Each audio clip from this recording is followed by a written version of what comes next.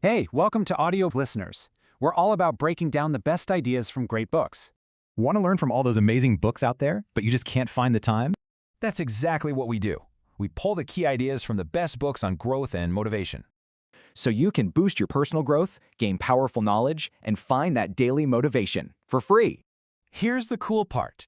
Every book is a complete playlist, so you can learn from start to finish. So go check out the playlist section. You're going to find something that helps for sure. And hey, if you like what we're doing, do us a favor and hit that like button. You're not going to want to miss what's next, so make sure you subscribe for the latest books. And one last thing, what book should we cover next? Let us know right down in the comments. Today, we're going to dive into a really powerful idea that there's a financial genius inside every single one of us. Now, hold on. This isn't about being some kind of math whiz or a Wall Street guru. Nope. It's about waking up a part of your mind that our culture, well, it kind of puts to sleep, and learning to see the incredible opportunities that are literally all around us. So get this. This quote comes from an old gold miner. After 45 years, he was still totally convinced he'd find more. He believed that financial opportunities are just like that gold. They're everywhere, but they're basically invisible unless you've trained your mind to spot them. So you see, the real question isn't, where's the gold? The question is, how do I train myself to see it? Okay, so if we all have this genius, where the heck is it? Well, for most of us, it's dormant. It's asleep. And it hasn't been lulled to sleep by accident. It's been lulled to sleep by the kind of financial education, or lack thereof, that we've all gotten since we were kids. I'm guessing these ideas sound pretty familiar, right? This is the cultural dogma we're all taught. It's all about encouraging us to work for money, but it never teaches us how to have money work for us. And that common mindset, that's exactly what's keeping our financial genius fast asleep. And just how common is this way of thinking? Well, the source suggests that a staggering 90% of people in the Western world basically subscribe to this exact dogma. And really, why wouldn't they? Following the crowd? Well, it's just easier than carving out your own path. But here is the most important part. That path is a choice. It is not a life sentence. And if you want to choose a different way, then stick with me, because we're about to walk through the first essential steps to awaken your own financial genius and start seeing that gold for yourself. All right, step 1. Before we even get into any strategies or techniques, you have to find your why. And I'm not talking about a casual wish, like, oh, it'd be nice to have more money. No, I'm talking about a reason so deep and so powerful that it can push you through any obstacle. The source calls this the power of spirit. You know, a really powerful reason is this combination of deep emotional wants and don't wants. A lot of times the don't wants are what create the wants. For example, thinking I don't want to be an employee my whole life is what fuels that fire for I want to have control over my own time and my own life. See how that works? That combination, it creates a drive that's pretty much unstoppable. Without it, the road ahead is just going to feel way too long and way too hard. The author is incredibly blunt here. This isn't just a friendly suggestion. He's saying it's a non-negotiable prerequisite. If your reasons aren't strong enough, the work is always going to feel bigger than the reward. Your why is literally the fuel for your entire journey. So I want you to take a real moment and think about this. What do you want so badly that you're willing to fight for it? And what do you want to avoid so intensely that it just pushes you forward? That personal mix of feelings, that's the foundation for everything that comes next. So once you have your why locked in, the next step is all about the how. And it really just boils down to the small, seemingly tiny choices that you make every single day. This is the power of choice. Think about it. Every single dollar that comes into your hands has immense power. With that dollar, you're casting a vote for your future. A vote to be rich, to be poor, or to be middle class. Our spending habits aren't just habits, They're a direct reflection of who we are and who we're choosing to become. Unfortunately, a lot of people just throw away this power of choice with excuses. You know the ones. I'm not really interested in money. Or, I'll never be rich anyway. These little statements, they aren't harmless. They rob you of your two most precious assets: time, which you can never ever get back, and the chance to learn. And listen, having no money is never an excuse to not learn. So, what's the single most important choice you can make every day? Well, it's the choice to invest in your one true asset. And it's not stocks, it's not real estate, it's not gold, it's something way, way more powerful. It's your mind. Your mind is the most powerful tool you will ever possess. Period. It's kind of crazy when you think about it. Most people will buy investments without ever taking the time to first learn about investing. But true, lasting wealth, it always starts with investing in your financial education first. And you can see this choice in action all around you. The source points out that something like 90% of the population chooses to buy entertainment, like new TVs. Meanwhile, only about 10% are buying things like business books or other educational materials. We all make this choice, whether we realize it or not, with our time and with our money. So how do you actually start? The advice is super practical. You can go to seminars, even online ones. You can turn your commute into a university on wheels by listening to audiobooks. And maybe the most important thing of all, stay humble. Stay open to new ideas, even and especially if they challenge what you think you already know. You know that old saying, we have 2 ears and 1 mouth for a reason? Well, listening is where the learning happens. That's where you start to soak up all those new possibilities. And this brings us right back to the final and most important question. Waking up your financial genius isn't some one-time event. It's a daily choice. It all starts with a powerful reason, and it's built one small, consistent decision to learn at a time. Your mind is your greatest asset. The only question left is, how are you going to choose to invest in it today? Have you ever felt like you're doing everything right, you're saving, you're working hard, but you're just not getting the results you want financially? Well, the secret might not be about working harder at all. It's actually about changing 2 fundamental things in your life. We're going to break down 2 powerful, often hidden strategies that can completely reshape your financial future. So let's get right into it. So let's start with the big question, one that so many of us have probably asked ourselves. You work hard, you pay your bills, you do everything you're supposed to, but that real, life-changing wealth just feels out of reach. So why is that?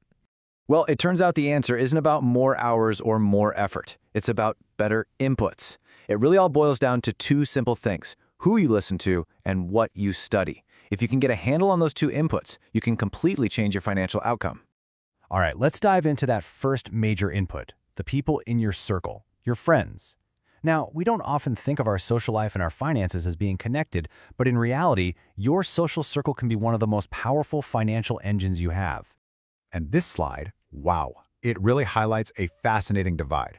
According to the source material, friends who have money actively talk about business, investing, and new opportunities. It's just a normal, interesting part of their conversations.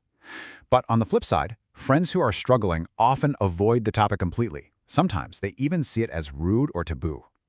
And that silence, it has a real financial cost. This quote is just incredibly telling, isn't it? The author points out that his billionaire friends get asked for 2 things all the time: loans or jobs. But almost nobody asks them for the one thing that's truly priceless: the knowledge, the how. How did you actually build all that wealth? And that leads to such a crucial point. Wealth is very often built on information, right? Being close to people who are in the know gives you a huge advantage. The source calls this legal insider trading. And no, it's not about illegal tips. It's about being in the room, hearing the conversations, and understanding trends before they hit the mainstream. That is the real power of your network. But let's be honest, not all friends are a positive financial influence. In fact, some of the biggest obstacles can come from the people in our lives who mean well, but are just deeply fearful. So let's talk about how to deal with the chicken littles. The source gives these people a perfect name: chicken littles. And you know the type, right? No matter what the opportunity is, their gut reaction is to tell you why it's a terrible idea, why it's way too risky, and why inevitably the sky is about to fall. They are experts in doom and gloom. Here's a perfect example. So the author's friend was super excited about a safe 6% return he was getting from a CD. Meanwhile, the author was earning 16% from a state government investment.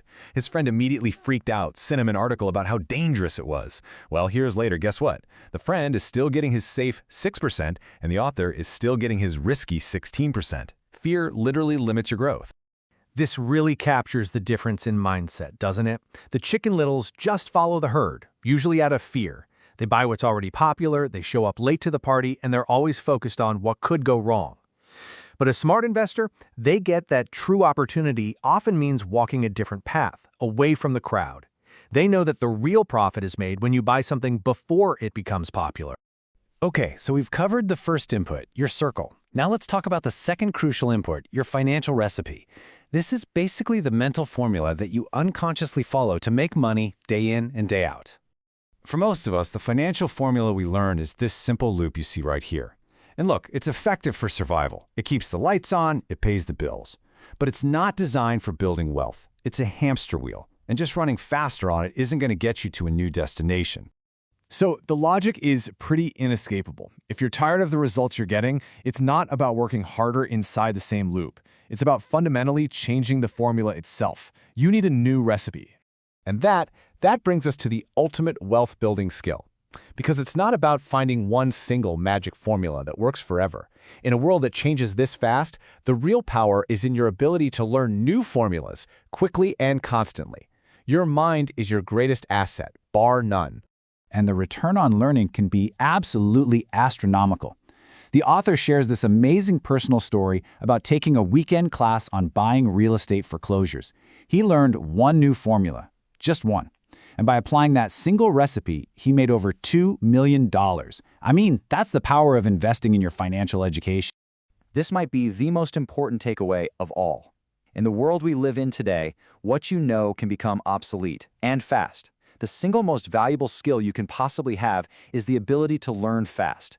That's what lets you adapt, find new formulas, and consistently stay ahead of the curve. Ultimately, it all comes back to those two inputs we talked about. Your mind becomes what you put in your head, and your financial life becomes a product of the people and the ideas you surround yourself with. So the final question is a pretty simple one to think about. What new formula, what new recipe will you study next? All right, let's dive into one of the most famous rules in personal finance, a principle that sounds so simple, but man, is it tough to master. We're talking about paying yourself first. But before we get into the how, I want to start with a question that might sting a little. You know, we're all taught to be responsible, right? Pay your bills, be on time. But what if that very thing, that act of being responsible, is actually what's keeping you from ever building real wealth? And that is what we call the responsibility trap. It's this endless cycle of earning money just to immediately turn around and give it to everybody else. Sure, it feels like the right thing to do, but it can be a one-way ticket to going nowhere financially. Now, for most of us, this little diagram tells a very familiar story. The paycheck hits your account, and boom, it does an immediate U-turn straight out the door to cover things like rent, taxes, groceries, you name it. But look closely. Notice the one place that money never even visits? That asset column is just sitting there, completely ignored. And here's the real kicker. With that kind of cash flow, you are dead last on your own priority list. Your landlord gets paid, the government gets their cut, the credit card company for sure gets paid. Everyone gets a piece of your pie before the one person who should matter most, you, gets anything. But there is another way. A completely different financial map that people who build wealth tend to follow. And the difference is, well, it's pretty shocking when you see them side by side. Okay, just look at this. On the left, you've got that cycle we just talked about. Income flows in, income flows right back out to expenses. But check out the path on the right. This is the pay yourself first model. See how that arrow from your income takes a hard, immediate detour? Before a single dollar goes to bills, it's funneled directly into the asset column. The order of operations here is absolutely everything. This isn't about saving or investing whatever happens to be left over at the end of the month. No way. This is about making the choice to build your assets as the very first thing you do with your money. Your bills and expenses, they get what's left over, not the other way around. Now, you might be thinking, sure, that's easy to do if you have a giant paycheck. But the source material we're looking at argues it's not about the size of your income at all. It's about something internal, something way harder to get than just a pay raise. In fact, the claim is that the single biggest thing separating these financial groups isn't how smart you are or if you got lucky or even the opportunities you have. It all comes down to, personal self-discipline. It's the simple, raw ability to manage your own impulses and make the hard choices with your money. It's what lets you fund your future even when you have a stack of bills screaming for your attention right now. And without that internal strength, you're just going to get pushed around financially. Bill collectors, flashy ads, even your own cravings, they all start telling your money where to go. You end up being a victim of the system instead of being the one in charge of it. Okay, I can already hear the objections. This all sounds fantastic on paper, but what happens in the real world? What happens when the bills are due and you've already locked your money away in your asset column? I mean, it's the most logical question, isn't it? You pay yourself first, but then you realize, oops, there isn't enough left for rent. What do you do then? Well, the answer is the exact opposite of what you'd think. The normal, quote-unquote, responsible thing to do is to immediately panic and raid your savings to fix the problem. But according to this philosophy, that is the one thing you must never do. It breaks the number one rule. So this leads to a pretty intense three-step strategy. Step 1 is about prevention. Try to keep your expenses low and avoid big debts to begin with. But step 2, this is where it gets really radical. When you do come up short, instead of dipping into your assets, the idea is to just let the pressure from your creditors build. The thinking is that this pressure is the fire you need to light under yourself to get creative and find new ways to make more money.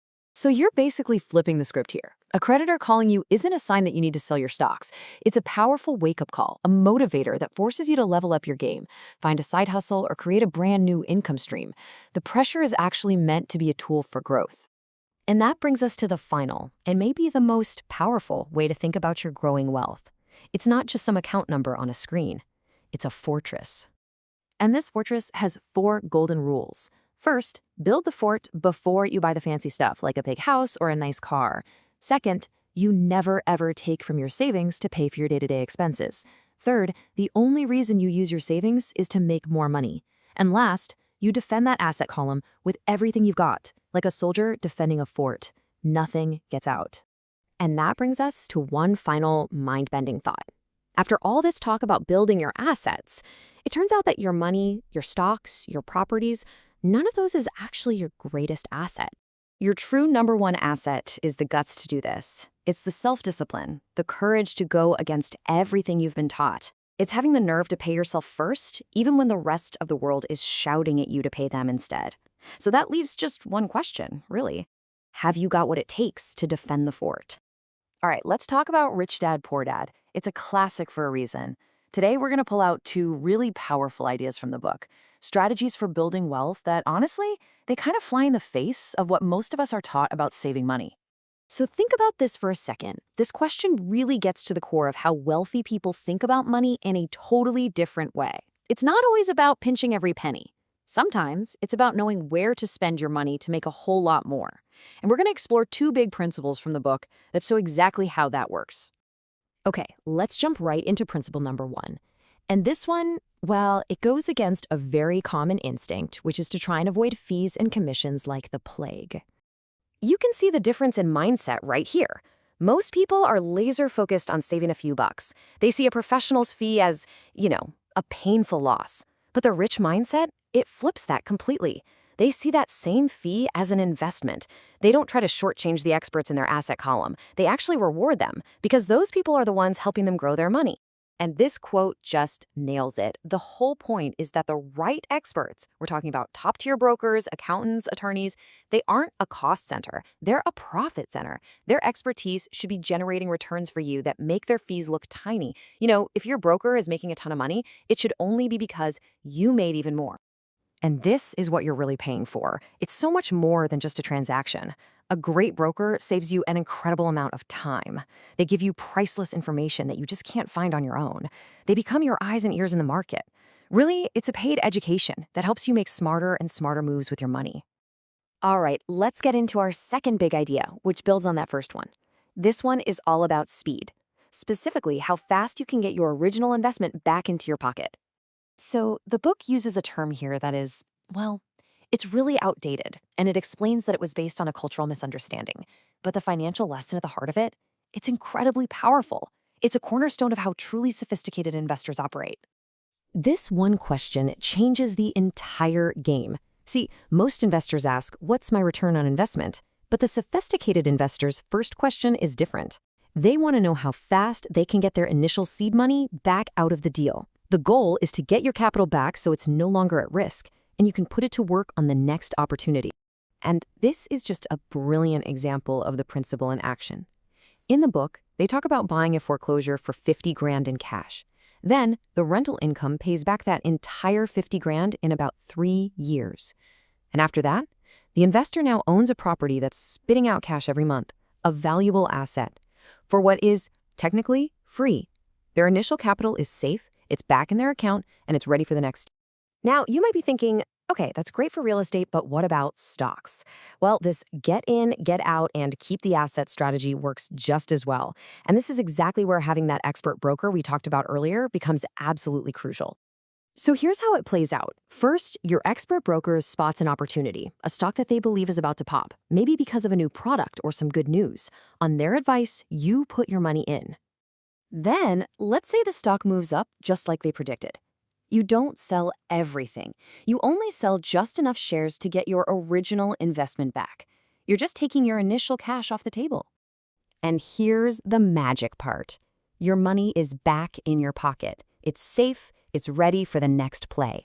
But you still own the leftover shares. You've got an asset that can keep growing and growing, but none of your own capital is at risk anymore. You're playing with house money. That's the rapid return principle. So how do these two ideas, paying the pros and getting your money back fast, how do they actually lock together to create a really powerful wealth building strategy? It all comes down to this idea of financial intelligence. And it's probably not what you think. It's not about being the smartest person in the room about everything. The real skill is being able to find, hire, manage, and reward people who are way smarter than you in their own specific fields. Think about it like this. Every major company has a board of directors, right? Well, the book's big idea is that you should have one too. You need to build your own personal team of paid pros, that amazing broker, a sharp accountant, a savvy attorney, who are all working for you. Their success is tied to your success. And that's really what I want to leave you with. This is the big takeaway. Building serious wealth isn't a solo journey. It's a team sport. So the real question you should be asking yourself isn't just, what should I invest in? It's, who is on my team and who do I need to recruit next? Let's be real for a second. What if I told you that most of what we're taught about money is, well, it's just wrong? Today, we're going to talk about a totally different way to look at financial intelligence, built on 3 really powerful pillars that could completely change how you think about wealth. So let's just dive right in. To kick things off, let's run a little thought experiment from the source material. Just picture this. We take 100 people and we give every single one of them $10,000. No strings attached. Then we wait 1 year. What do you think happens to that money? Okay, the results are, honestly, they're kind of shocking. A whopping 80% of those people would have absolutely nothing left. Some would even be in more debt than when they started. Then you have about 16% who managed to grow it a little, maybe by 5 or 10%. But check this out. A tiny 4% would have at least doubled their money. Some would have turned it into millions. This just proves a huge point. It's not about how much money you have, it's about what you do with it. And that brings us perfectly to our first pillar, assets before luxuries. This is such a simple idea, but it's incredibly powerful. It's all about using that desire you have for nice things to actually build wealth, instead of just digging yourself into a financial hole. So our source gives us this fantastic story. There's a 16-year-old kid, and he desperately wants a car. I mean, all his friends have one, right? So what's his first move? He wants to crack open his college savings to make a down payment. You know, it's that classic impulse buy we've all felt. But his dad, instead of just saying yes or no, he sees this as a golden opportunity, a real teachable moment. He asks himself this key question: how can I take this really intense desire for a luxury and turn it into a lifelong lesson about building wealth? And here's the brilliant plan he comes up with. Step 1, he gives his son $3,000. Step 2, and this is the crucial part, he tells him you are forbidden from using this money to buy the car. And then step 3, the big challenge, you have to invest this money and turn it into $6,000. If you can do that, you can have the car. So what happens next is pretty amazing. The kid actually loses some of the money at first, but instead of just giving up, he gets completely obsessed. He starts devouring every investing book he can find. He's reading the Wall Street Journal. He finds out that the game of making money grow was way more exciting than the car he thought he wanted in the first place. This story just perfectly illustrates a huge choice that we all face. You can take the easy road, borrow money, get that instant gratification, which, let's be honest, usually leads to a lot of long-term financial pain. Or you can take what seems like the hard road, build your assets first, which ultimately makes your life way, way easier down the line. And this idea leads us right into our second pillar, find your financial heroes. This one answers that big question.